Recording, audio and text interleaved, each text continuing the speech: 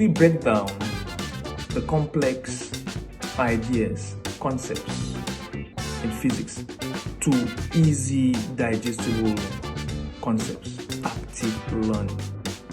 Link to real life.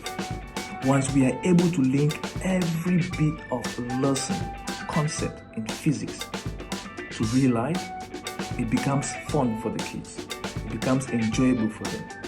I'll give you a simple scenario. You come to class and you're teaching moments, and you tell the kids a moment is force times perpendicular distance. What do they understand by that? It's a problem. But if you take these kids out to a playground, okay, you make two students sit on a seesaw. You show them the part which does not move is the pivot. They see for themselves. It makes it easy. It makes it fun. These are things I do with my students all the time. And the effect, trust me, is tremendous. It's exceptional. It's mind-blowing.